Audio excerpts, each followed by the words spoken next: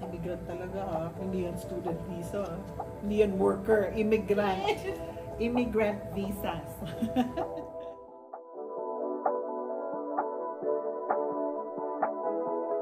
So today, we're here with a lovely couple that was granted their permanent residency through Express Entry and the Ontario Nominee Program. Can you just introduce yourselves?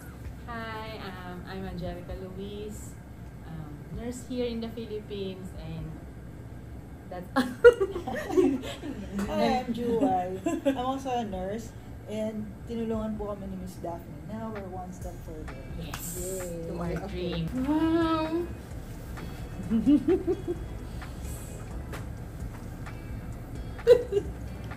Tingin? Immigrant talaga Hindi yan student visa Hindi yan worker, immigrant. Immigrant visas.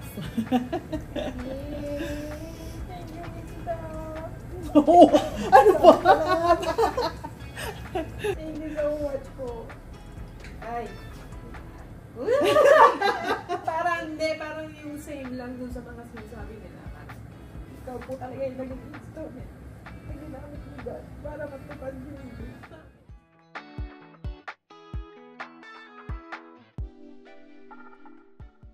Sobrang random na nakita ko yung video mo po sa Facebook. Maghanap talaga kami ng kung sinong agency or kung sinong mga kahit sa amin. Tapos nakita ko lang po randomly yung video nyo sa Facebook. And then we message you. Nag-reply po kayo agad. Yun na, start na. That was January 2023 and now meron mo kaming visa. So parang pinagtagpo at Yes! itinaghan. Yes! Pinag-type.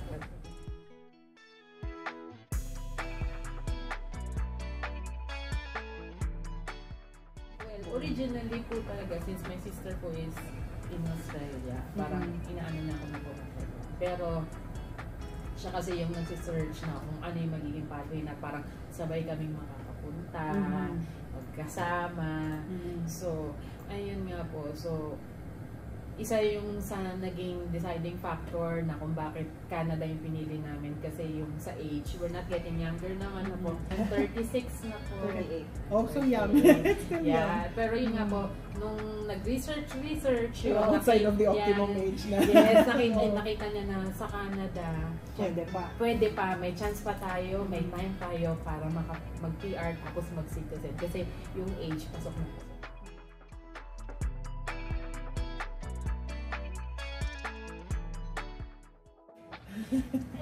So, napakaraming dahilan.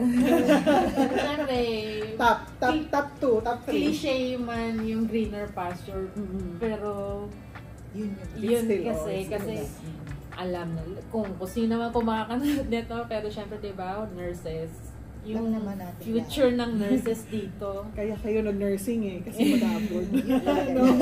Yung future ng nurses dito, alam naman natin, unless you were born rich na agad, pwede kang mag-nurse dito, magstay dito. Pero if not naman, tapos gusto mo nga na, syempre, greener pasture, syempre, in the future, pag matanda na, gusto mo na mag-travel na lang, shopping. Yeah, you can do that kapag nandito ka as a nurse sa Philippines. Kasi nga, you know the sahod. And yung sobrang hectic po kasi understaff. Ang mga hospitals dito, sa dami ng nurses natin. Yes. Ang dami din kasi Talaga? mga alis. Yes, And madami po nasa ibang industry. Pinipili nilang I like na mag-call lang. center. Oo, Yes. kasi mas malaki yung sahod. no? Yes. Yeah. Factor po talaga ang sahod. In a private hospital, though hindi naman big hospital, parang Secondary. secondary private hospital. 24 lang po. Per month. Yes. Of 24,000. Yes. Ikaw, Juwai. 30.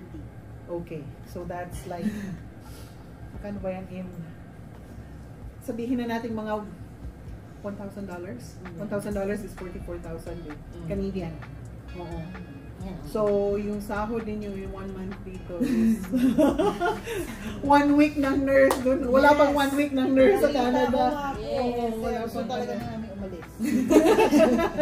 Yeah, so hindi ninyo pagsisisihan na nag-effort kayo na hindi madali 'di ba? Tapos nag-invest kayo into your application. So talaga siya.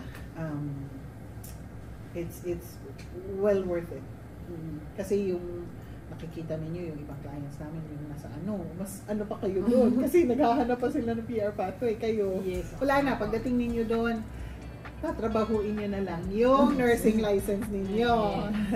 And nangungulit ako sa inyo kasi nasasayangan ako, marami kasi kaming clients na dumarating ng Canada and kontento na sila na magtrabaho sa care home, which good income, good work pa rin naman. May mga tao naman talagang yun ang passion din nila to yung sa home care. But as much as possible, practice nursing. Kasi sayang yung pinag-aralan ninyo, sayang yung profession ninyo. Kung hindi ninyo. Saka kayang human.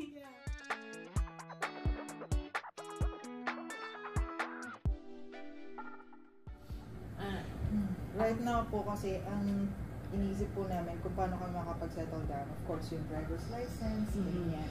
Tapos, getting to know the surroundings, tapos kung saan yung establishment na to, saan kung pupunta pa ganito. Yun po yung mga gusto namin malaman sa first week namin. Tapos, doon na susunod yung mga work, ganyan, and everything else. Or baka mauna yung work. Yes, Hopefully. actually. Kasi dito pa lang. Oo, mag-a-apply na kayo. Tapos, tingnan namin paano pumunta doon, paano pupunta doon.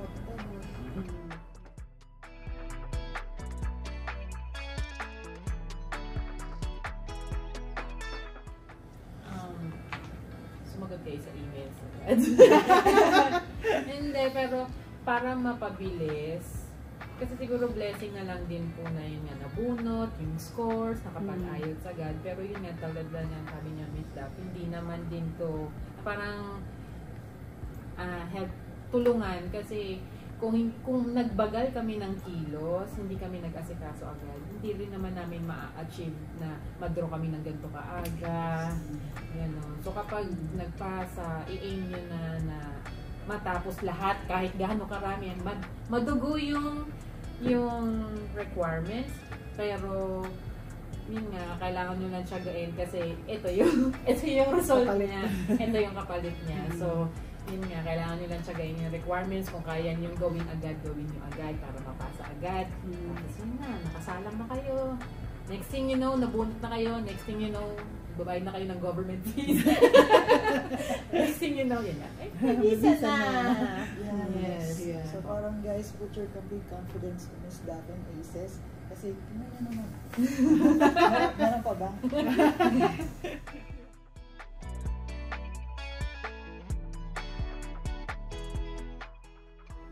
Actually po, isa sa mga pinag-usapan namin kasi, our sahod, nasabi mo. Kaya po naisip paano ninyo na yung pang-show money?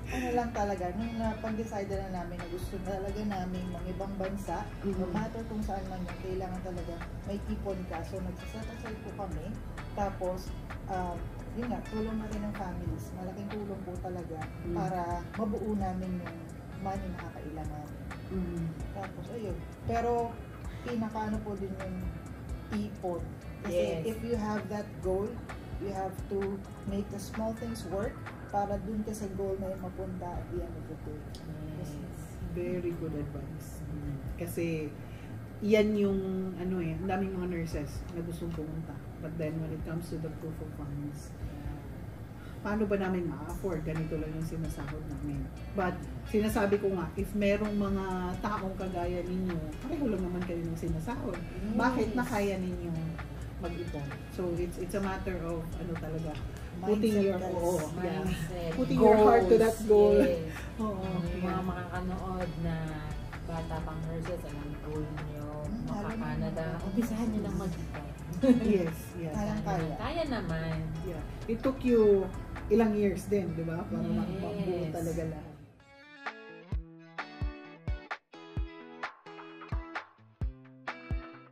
Nagpapakasal na kayo.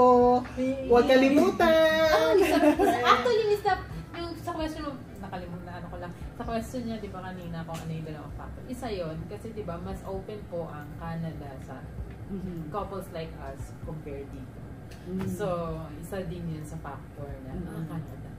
Okay, that's good. That's where I was going. So, thank you for sharing. So, congratulations again. Thank you. Salamat Thank you. sa Thank you. trust na binigay ninyo, and then hopefully, nagsisimula pa lang kayo. Yes. So, ano talaga, continued yung prayers natin na maging successful din yung maging Successful sa Canada. So, we'll check in with you once in a while. Tapos, if after a year, hindi pa rin kayo nagpa-process ng nursing license Hindi. ninyo, Hindi yan papayag. You'll Hindi hear ako from me. papayag. Hindi ako papayag, Miss Love. Baka i-update pa kita. I-update Paunahan mo pa ako. Update kita, Miss Love. okay, good. That's good to hear. Tsaka kasali na kami dun sa video ng siya. Iniisip ko nga eh. Kasali na kami doon. Oo. Kasama na namin si Miss Pat. Yes. Thank you again. Thank and you, congrats. Thank you Tapos po, thank best, you po. best of everything sa new life ninyo sa Canada.